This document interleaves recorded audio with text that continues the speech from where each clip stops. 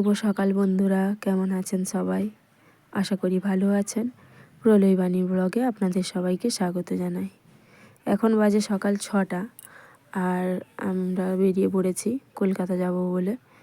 কারণ তনুয়াতে আমার ছোটোখাটো একটা কাপড়ের দোকান আছে, মানে ঘরেই বিক্রি করি, তার কিছু কেনাকাটা করতে যাব। আর দুদিন পরে আমার বিবাহবার্ষিকী, তাই একটা শাড়িও আমি নেব। আর রাত্রে আমরা মাসির বাড়িতে থাকবো, কালকে ফিরে আসব। এখন আমরা রাস্তার উপর চলে এসেছি। টোটো ছিল না বলে আমরা কিছুটা এগিয়ে যাচ্ছিলাম। সামনে একটা টোটো পেয়ে গেছিলাম, তাই টোটোয় করে এখন আমরা স্টেশনে যাব। ট্রেন আছে 6:30টায়। এই যে বলতে বলতে আমরা স্টেশনে পৌঁছে গেছি। এটা হচ্ছে দাঁতন স্টেশন। আর ভিতরে দেখুন কত লম্বা লাইন পড়ে গেছে, কারণ আজকে সোমবারে একটু ভিড় হয়। অনেকেই বাড়ি ফিরে আসেন, রবিবার ছুটি থাকে বলে আবার সোমবার ফিরে যান। ওই ট্রেনটা খড়গপুর পর্যন্ত যাবে, আমাদের ট্রেন এখনও আসেনি, তাই আমি বসেছিলাম। তারপর প্রলয় বললো না চলো 2 নম্বরে চলে যাই, কারণ 2 নম্বরেই বেশিরভাগ ট্রেনটা দাঁড়ায়। তাই আমরা 2 নম্বর প্ল্যাটফর্মে চলে এসেছি। এখন আমরা ট্রেনে উঠে পড়েছি।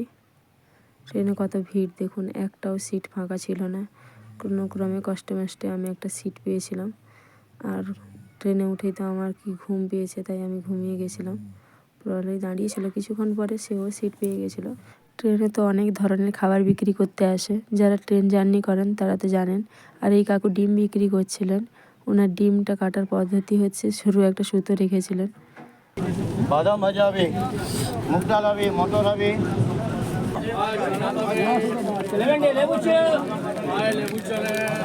এখন আমরা হাওড়া স্টেশনে পৌঁছে গেছি। কত ভিড় দেখুন, হাওড়া স্টেশনে সবসময়ই ভিড় থাকে। আর এটা অফিস টাইম ছিল, তাই একটু বেশি ভিড় ছিল। আর এটা হচ্ছে হাওড়ার প্ল্যাটফর্ম। আমি ভাবলাম আপনাদের একটু ঘুরে দেখাই। এখানে অনেকগুলো প্ল্যাটফর্ম আছে, আমি একটা প্ল্যাটফর্ম আপনাদের ঘুরে দেখালাম। এই যে সামনে আমার বর হেঁটে হেঁটে যাচ্ছে।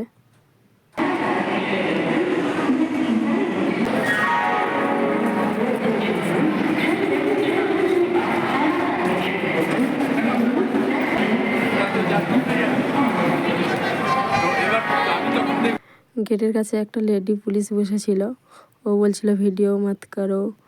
আপনারা নিশ্চয়ই শুনেছেন। এখন আমরা বাইরে বেরিয়ে চলে এসেছি। এখন যাব বড় বাজার, তাই বাসেও উঠে পড়েছি। বড় বাজারে টুকটাক কেনাকাটা করব, আর যদি সম্ভব হয় আপনাদের একটু ঘুরে দেখাবো। তারপর আমরা মাসির বাড়ি চলে যাব। আমার মাসি কুদঘাটে থাকেন। বলতে বলতে আমরা বড় বাজারে চলে এসেছি। এই যে দূরে দেখা যাচ্ছে না, বড় বাজার পুলিশ স্টেশন। দোকানের কেনাকাটা হয়ে গেছে। এখন আমরা একটা ভালো জায়গায় এসেছি।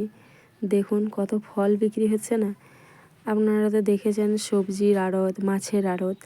আজকে চলুন একটু ঘুরে দেখাই ওই ফলের আড়ত। প্রত্যেকবারই এসে আমরা ভাবি যে এই জায়গাটায় একটু ঢুকবো, ঘুরবো, কিন্তু সময় হয় না। আজকেও খুব একটা সময় ছিল না হাতে, কিন্তু আপনাদের বলেছিলাম কিছু ঘুরে দেখাবো, তাই আজকে এটাই ঘুরে দেখাই। দেখুন কত রকমের ড্রাই ফ্রুট এখানে বিক্রি হচ্ছে। এই যে লম্বা গলিটা গেছে, এর ভিতরে হাঁটা কিন্তু খুব কষ্ট। 2জন মানুষ কিন্তু খুব ভালোভাবে হাঁটতে পারবে না। আমরাও একটু কষ্ট মষ্ট করে ঢুকলাম। তারপর ওই গলির পাশেই এই বড় যে বাজারটা দেখতে পাচ্ছেন, এটা হচ্ছে ফলের আড়ত। এখান থেকেই সবাই ফল নিয়ে যায়। বিভিন্ন জায়গা থেকে লরি করে এখানে ফল আসে, আবার এখান থেকে বিক্রির জন্য বিভিন্ন জায়গায় লোক কিনে নিয়ে যায়। এই যে দেখতে পাচ্ছেন কত বেদানার স্টল দেখুন এখানে। তবে এখানে খুচরো বিক্রি হয় না, আপনাকে যা নিতে হবে পেটি নিতে হবে। আপনি 1 পেটি নিতে পারেন, কিন্তু খুচরো বিক্রি হয় না। আর এপাশে এই যে খেজুর বিক্রি হচ্ছে, আমসত্ত্ব বিক্রি হয়েছে, আপনারা দেখলেন।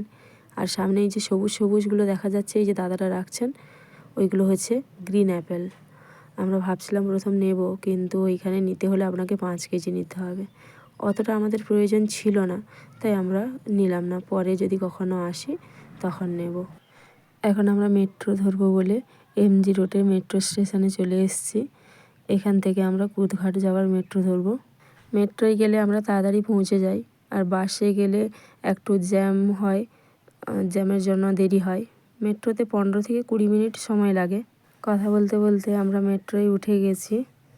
Ravindra Sadan, the platform is on the right side.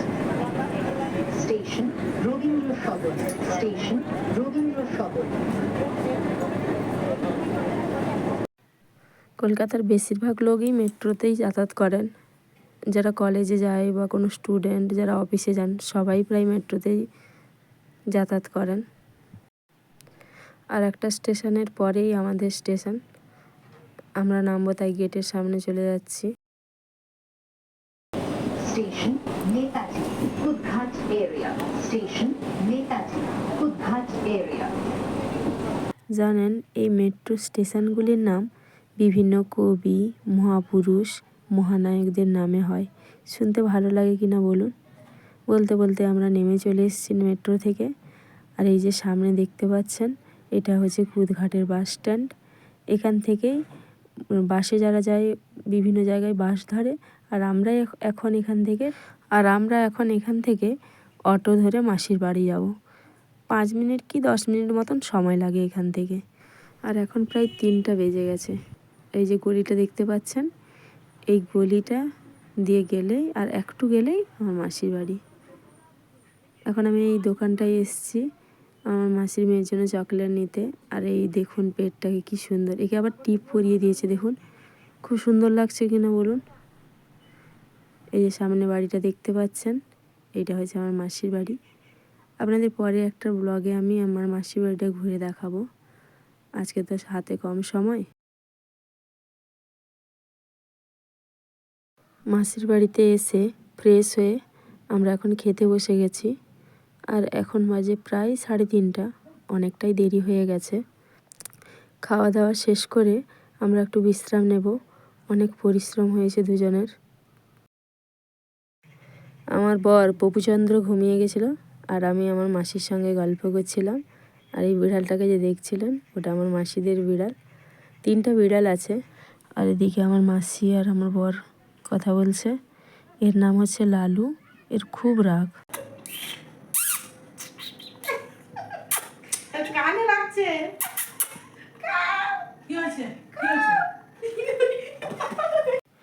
এখন আমি বেরিয়েছি পার্লার যাব বলে। মাসি আমার সঙ্গে যেতেন কিন্তু অনেকটা রাত হয়ে গেছিলো, রাতে রান্না করবেন বলে আমি আর আমার বর যাচ্ছি। এটা হচ্ছে আমার মাসির ঘরের ঠাকুর। আর একটা মন্দির সামনে আছে, সেটা পরে ঘুরে দেখাবো। এখন আমি বেরিয়ে যাচ্ছি। এই যে সামনের এই গেটটা হচ্ছে মাসিদের গেট। রাস্তায় 2টো কুকুর দেখতে পাচ্ছেন, আমাকে দেখে তাড়া করছিল, আমার তো খুব ভয় লেগে গেছিলো। পিছনে আমার বর ছিল তাই একটু সাহসও ছিল। পার্লারটার সামনে, বেশি দূর না। এই যে পার্লার, আমি এখন ঢুকছি আর বাইরে আমার বর অপেক্ষা করছে। পার্লারের কাজ শেষ হয়ে গেছে, এখন ফিরে যাব। এই যে চলে এসেছি, এই যে চেয়ারে বসে আছে এটা মাসির ছোট মেয়ে। মাসির 2 মেয়ে, বড়টা বিদেশে থাকে আর এটা ছোট, এ পড়াশোনা করছে। আর মেসো কলেজে আছেন, এখনও আসেননি, মনে হয় আজকে আসবেন না, সেখানেই থাকবেন। আর এই যে বললাম 3টা বিড়াল, 3টার একটা আগে দেখিয়ে দিয়েছিলাম, এটা হচ্ছে সাদাটা। আর এই ঘরে দোলনার মধ্যে আমার বর বসে আছে। যাই হোক আজকের ব্লগটা এই পর্যন্ত। যদি ভালো লাগে একটা লাইক করে দেবেন আর চ্যানেলটাকে সাবস্ক্রাইব করে পাশে থাকা বেল বাটনটা প্রেস করে দেবেন। দেখা হবে নেক্সট ব্লগে।